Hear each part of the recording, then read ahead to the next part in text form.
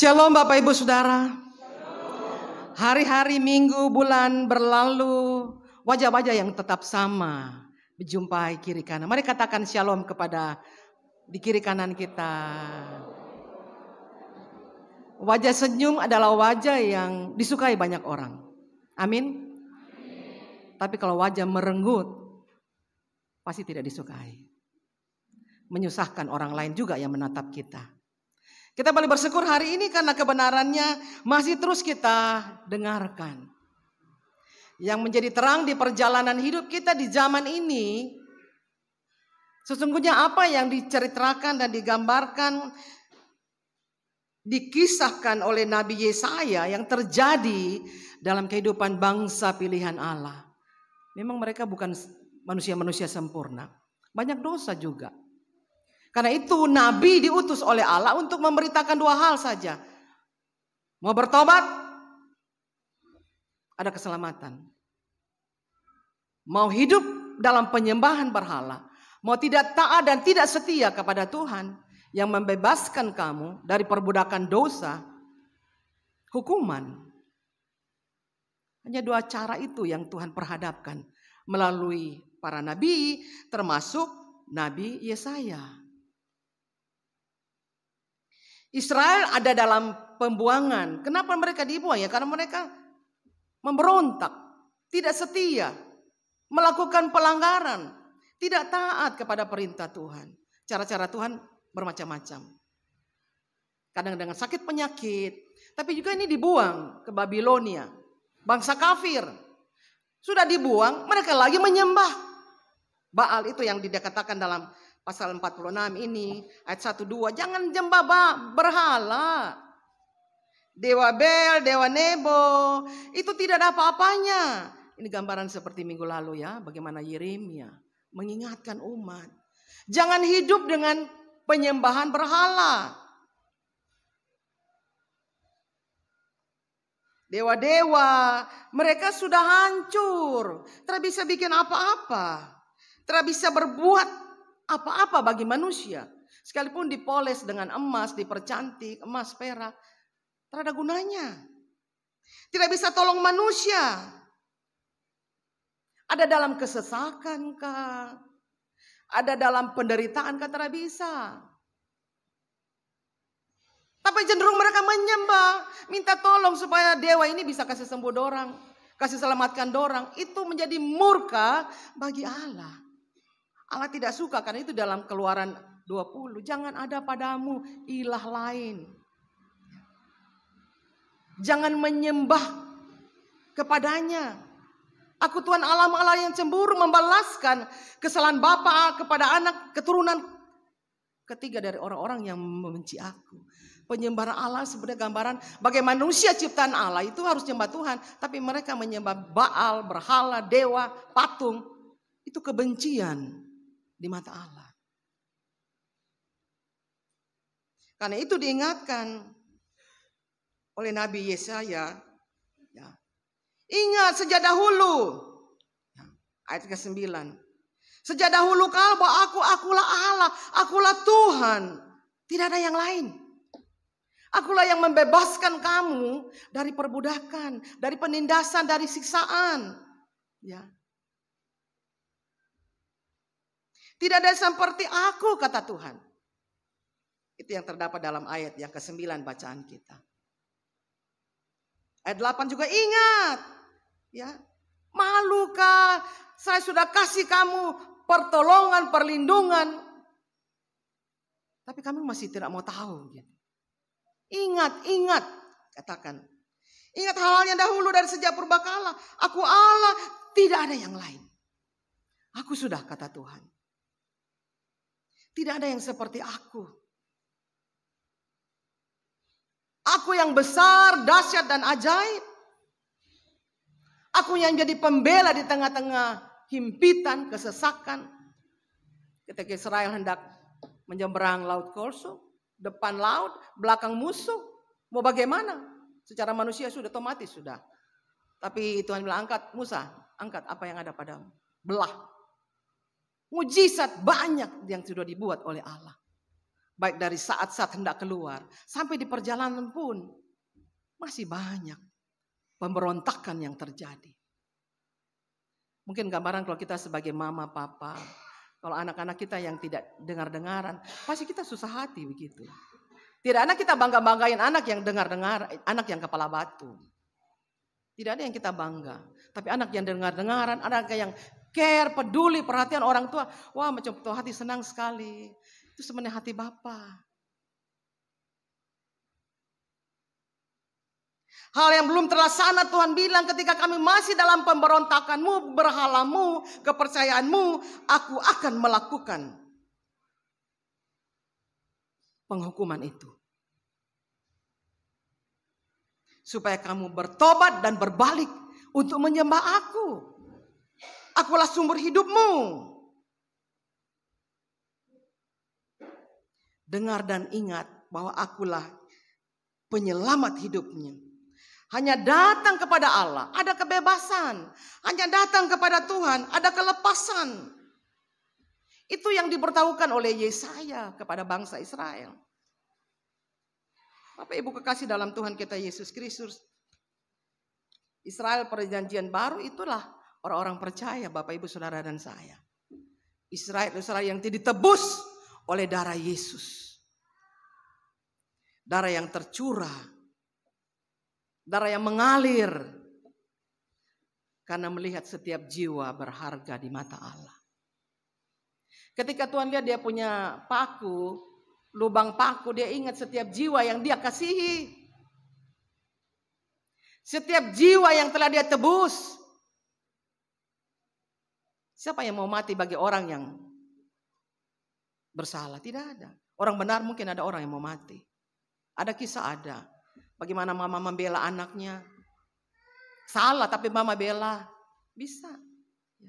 Tapi Yesus membela kita yang memang rusak, hancur. Kan itu dia katakan jangan menyembah ilah-ilah, berhala-berhala patung. Itu buatan manusia. Adakah sampai hari ini? Ada. Ya mungkin sedikit agak di kota jadi sudah mulai terkikis. Tapi kalau di kampung-kampung masih menyembah patung kah, pohon kah. Ya. Oh dia sakit, mungkin ada yang bikin kah. Ada kan masih seperti itu. Tapi cari orang pintar sudah. Ya iblis baru ketemu. Hancur. Lebih hancur. Sembahlah Allah katanya. Allah katakan hanya aku saja. Tidak ada yang lain selain aku. Itu kesaksian yang sangat kuat.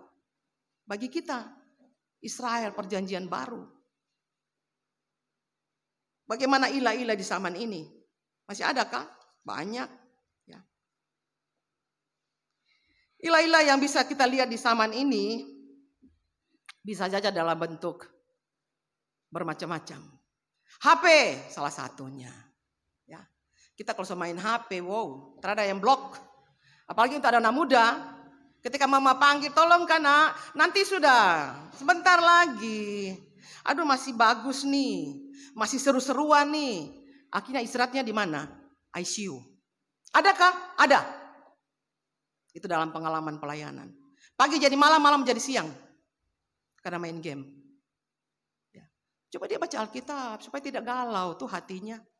Daripada baca game atau mungkin nonton di video. Sekarang kan HP itu menggeserkan televisi juga. Di mana-mana bisa nonton. Syukur tontonannya baik dan menambah ilmu. Tapi kalau tontonannya rusak, tambah bobrok. Imannya tambah hancur. Tidak ada kekuatan menghadapi masalah apapun. Masa muda apalagi.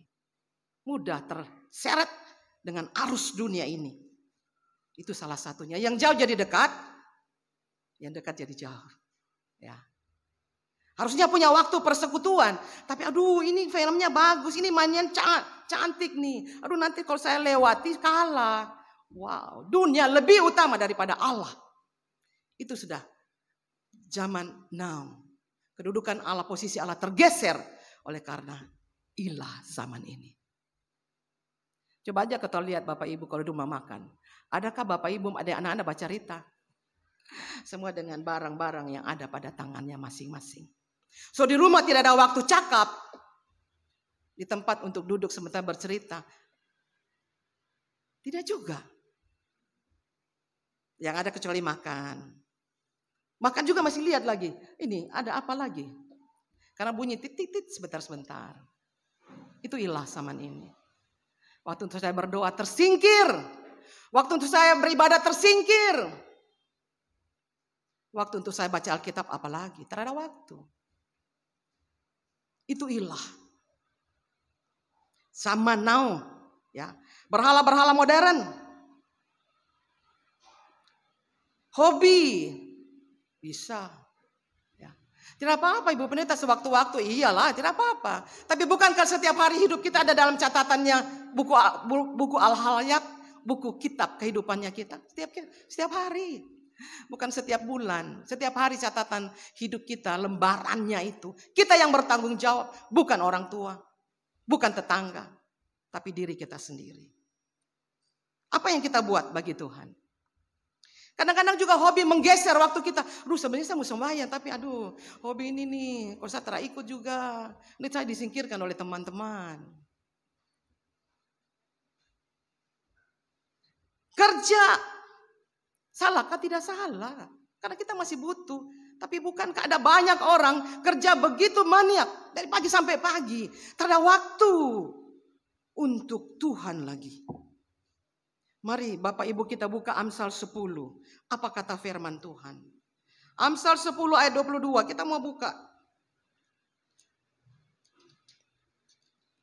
Kita mau baca.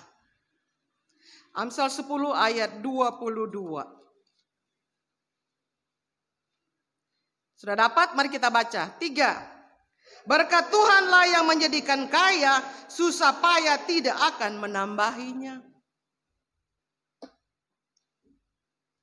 Itu janji firman Tuhan. Berkat Tuhan. Ya. Berkat Tuhan. Berkat Tuhanlah. Sumbernya di atas nih.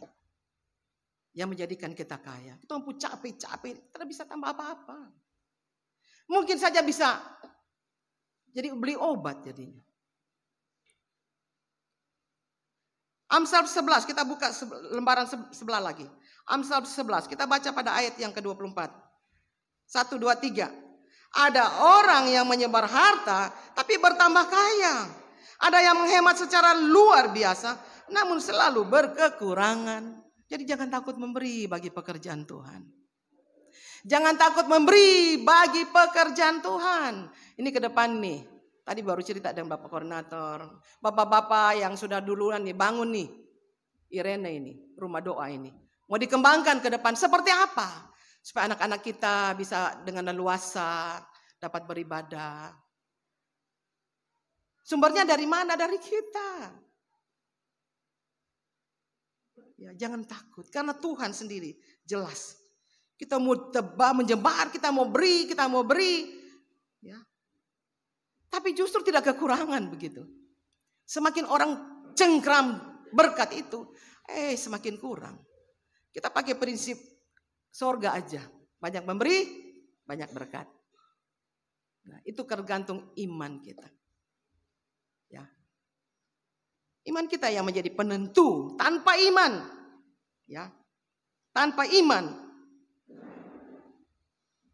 tidak ada kebenaran pada kita. Tanpa iman kepada Tuhan kita jalan dalam keberdosaan sebenarnya, ya. Karena iman tanpa perbuatan mati, tidak ada artinya apa-apa. Ya. Bahkan Yosea 4 bilang, umat yang tidak kenal Allah binasa. Kalau kita mau kenal berarti ada perjumpaan kita dengan orang lain. Saya mau kenal jemaat berarti saya harus datang. Saya ada waktu bercakap, mendengar. Itu sudah waktu dengan Tuhan. Terlalu sibuk bekerja, terlalu sibuk hal-hal dunia. Kita tidak punya wadah waktu mengenal Allah. Iblis paling suka untuk membuat setiap manusia sibuk. Coba aja sibuk. Hampir terlontar dari setiap kata bilang, aduh saya sibuk sampai saya lupa makan. Lebih pada tujuan jasmani dipenuhi. Tapi rohaninya tidak dipenuhi. Kering. Betapa Tuhan rindu. Kita terus mengandalkan Dia. Karena Dia sangat-sangat tahu. Dia mau tubuh kita yang adalah tempat bait Allah ini, kita selalu punya waktu jumpa dengan Dia. Berdiam diri dan Tuhan, apa yang harus aku buat? Kita tidak tahu perjalanan hidup sampai kapan. Tapi kebenaran firman Tuhanlah yang menjadi penyempurna seluruh perilaku hidup kita. Untuk menjadi benar di mata Allah dan sesama. Tidak cukup jadi orang Kristen kalau tanpa kita mengenal Dia. Karena itu Bapak, Ibu, Saudara kekasih dalam Tuhan kita, Yesus Kristus sebagaimana di ayatnya yang keempat menjadi titik sentral bagaimana pengenalan Tuhan akan kita, ya. Sampai masa tuamu. Jadi bukan pada waktu kita sejak dari kandungan, memang Tuhan sudah tahu. Ya. Tema kita sampai masa tuamu, aku tetap Dia. Dia Allah di dalam Yesus. Ya. Sampai masa tua kan tidak mungkin juga rambut itu tetap hitam terus ya. Pasti ada uban, ini mahkota begitu. Jadi orang bilang kalau mahkota disemir jadi hitam, kalau waktunya Tuhan panggil, terkelihatan hitamnya tidak dapat gendongan gitu. Sampai masa tuamu aku tetap Dia, dan sampai masa putih rambutmu aku gendong kamu. Itu berarti sebenarnya jalan dengan Tuhan itu kan itu pun adalah capek-capek lelah-lelahnya, tapi ada sukacita tersendiri. Amin Bapak Ibu Saudara. Karena itu mari andalkan Tuhan. Mari banyak berserah buat Dia. Gantungkan hidupmu. Aku telah melakukannya dan telah menanggung kamu terus. Ini bicara tentang bagaimana Yesus telah tanggung dosa kita di kayu salib. Dan memikul kamu, pikul seluruh laknat, dosa, pelanggaran kita, kejahatan kita. Karena Dia mau setiap jiwa diselamatkan oleh Tuhan. Dan itulah panggilan kita. Sebagai orang-orang yang sudah diselamatkan. Menyadari hidup ini milik Allah. Apa yang saya bisa buat bagi Tuhan? Tentu hal yang utama adalah cari Dia. Berserah buat Dia. Matius 6 ini sangat-sangat kuat. Cari dulu kerajaan Allah. Allah yang menjadi raja atas waktumu, hidupmu, tenagamu, kekuatanmu. Carilah dulu kerajaan Allah. Kebenarannya itulah firman. Yang terus memagari kita. Berjalan, bekerja, berusaha. Melakukan apapun tetap kebenaran memagari, mengingatkan kita terus. Supaya perjalanan ini walaupun susah-susah, walaupun terus berjuang.